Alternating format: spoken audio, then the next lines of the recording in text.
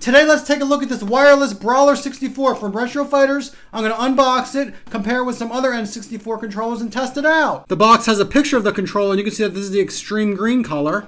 Looking at the back, and we have a little information about the controller. Let's go ahead and pop it open. Look at this little keychain it comes with. Let's pull out the controller. And it also comes with an instruction manual, of course the controller, a charging cable, and the dock that goes into your N64. And you can see it's a USB-C connection. And I should probably charge it so I can do the rest of the video, so I'm gonna go do that right now. Blinking light is how you know that it's charging, and the manual says it should take about 2.5 hours to fully charge. It's only been about 30 minutes, but I think it's probably good enough. Let's go ahead and plug this dongle into the controller port, and the reason why it's so big is because this is where you can put your memory card. When you hold the start button down for 3 seconds, it'll start blinking intensely, which means it's now paired. So let's insert a game and turn on the power. And it should now be paired. So let's hit the start button and see, yep, it looks like it's working. So I just selected the first file, and now I'm taking Mario for a little spin to see how the controller works. So notice that it's designed more like a modern controller versus the original N64 controller, which in my opinion is good. I really like the feel of the analog stick, and I like how it easily goes to these 8 different directions. This controller does have turbo, and I just figured out how to use it. To turn it on,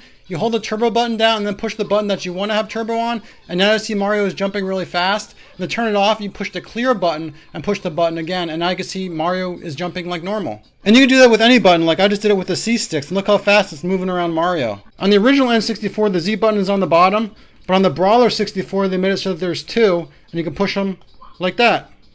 The controller feels really good, and I like the buttons, but I will say, I think I prefer the glossy look of the buttons on the original controller. While we're on the topic of things I dislike, I think this looks absolutely ridiculous sticking out on my N64. I'd rather than put this memory card holder inside of the controller. And now I could quickly test out the D-pad with Namco Museum 64. Let's try Ms. Pac-Man. And it feels like a pretty solid D-pad, but it is a little bit mushy. I think I prefer the D-pad of the NES a little bit better. Here it is next to the original N64 controller, and you can see it's almost as wide, but definitely not as tall. And here it is next to the wired Tribute 64 from Retrobit. The Retrobit does feel a little bit smaller, and it makes your hands feel a little more cramped, but it does have the built-in memory card area. The Brawler64 is definitely an upgrade over the original N64 controller, as long as you can look past a few of the negative things I talked about. It's currently about $46 on Amazon. It comes in 6 different colors. Thanks for watching.